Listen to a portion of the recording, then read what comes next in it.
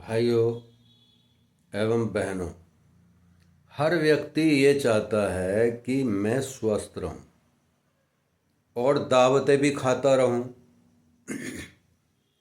लेकिन दावत खाने के बाद हर व्यक्ति ये ज़रूर कहता हुआ मिलेगा कि भाई जब से दावत खाई है तो भूख नहीं लग रही, खाना खाने को घर पर मन नहीं कर रहा। पता नहीं क्या कारण है। भाइयों एवं बहनों, इसका एक ही कारण है कि जो हमने खाया है वो कैसी भावनाओं से बनाया गया है और उसमें शुद्धता कितनी है।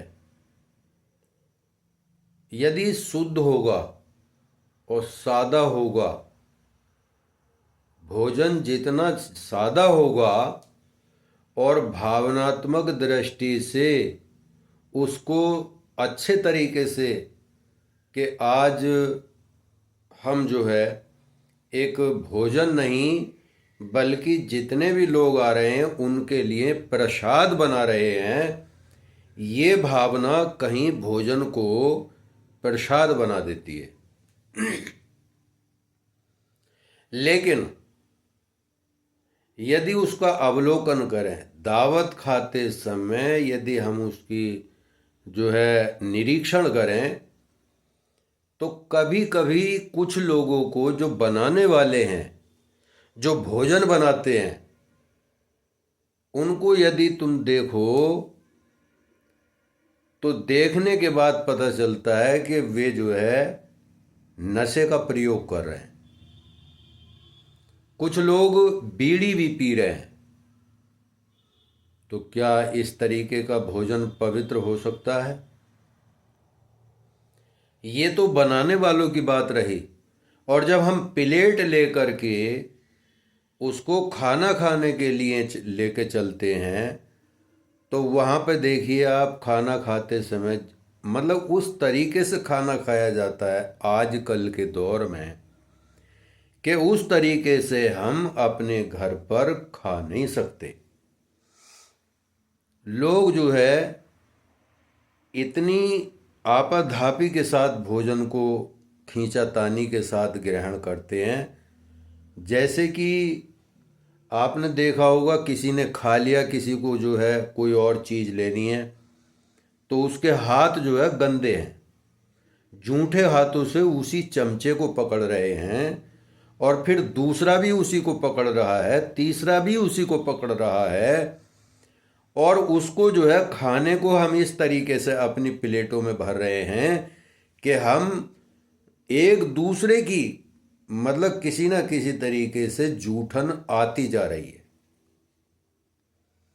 दूसरी बात, जब जूठन उसमें आएगी, हम छू रहे हैं और हम दूरी भी नहीं बना रहे, तो आप ये देखिए कि पर्यावरण की दृष्टि से ये बिल्कुल बेकार तरीका है। पता नहीं किसको क्या रोग है, किस मनुष्य को क्या बीमारी है, उसी में हम प्लेट फेंक रहे हैं, उसी में हम दोना फेंक रहे हैं, उसी के अंदर जो है हम जो है जूठे हाथों से भोजन ले रहे हैं। तो फिर हमारे जो है बीमार होने का कारण बनेगा या नहीं? जैसा कि परम पूज्य गुरुदेव ने कहा है कि सबसे बड़ा धन जो है वो स्वस्थ शरीर है। स्वस्थ शरीर और स्वस्थ मन जिसका होगा तो वह व्यक्ति ही अपनी जिंदगी को सफल बना सकता है। परम पूज्य गुरुदेव ने कहा है कि शरीर को भगवान का मंदिर समझकर, शरीर को भगवान का मंदिर समझा जाना चाहिए।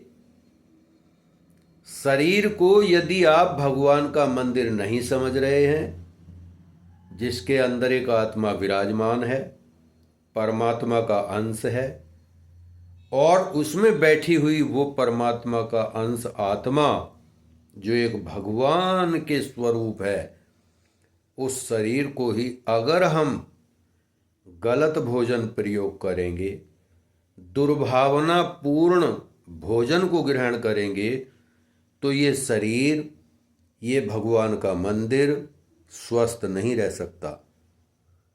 और जब हमेशा बीमार रहेगा तो हम न भगवान का काम कर पाएंगे, ना ही हम जो है अपने परिवार की जिम्मेदारियों को पूरा कर पाएंगे, ना हमारे अंदर समझदारी उत्पन्न होगी, क्योंकि हम बीमार हैं। हम हर समय बीमार ही हैं। और बीमार व्यक्ति को जो है कोई भी पसंद करना नहीं चाहता। लेकिन अगर हम महाभारत के अंदर देखें तो भोजन की पवित्रता को बनाए रखते हुए श्री कृष्ण भगवान ने दुर्योधन के द्वारा बनाए गए पकवानों को ग्रहण नहीं किया, क्योंकि वो जो है बनाने वाले थे। श्री कृष्ण भगवान का चिंतन चला होगा, पता नहीं कैसी कैसी भावनाओं से इन लोगों ने भोजन बनाया है, और उस भोजन बनाने वालों की जो भावनाएं थीं वो कैसी होंगी, इसको खा करके मैं भी ऐसा ही हो जाऊंगा, मेरी भावना भी अपवित्र हो जाएगी। दूसरी बात, दुर्योधन का जो अनीति पूर्वक कमाया हुआ, जैसे कि आजकल के जो है रिश्वत लेते हैं, तो वो भी एक अनीति है, और उसे अपने घर में ले जाकर के उससे भोजन ग्रहण करते हैं। इसी तरीके से दुर्योधन ने जो अनीति पूर्वक धन कमाया था, उसको अनीति पूर्वक कमाने से जो भोजन बना, तो श्री कृष्ण भगवान कहते हैं कि गुरु द्रोणाचार्य भीष्म पितामह जैसे तपस्वी दुर्योधन का अनीति पूर्वक कमाया हुआ अन्न खाकर अपनी बुद्धि को खो चुके हैं, तो मैं कैसे ग्रहण कर लूं? इसलिए भोजन पर परिश्रम का भी प्रभाव पड़ता है। यदि हम ईमानदारी से, अपनी समझदारी से, जिम्मेदारी से उस अन्न को, उस भोजन को अपने घर परिवार में ग्रहण कराते हैं, तो मैं समझता हूं कि बीमारियां हमारे घर में नहीं आ सकती। तो श्री कृष्ण भगवान ने कहाँ भोजन किया? विदुर जी के यहाँ जाकर के।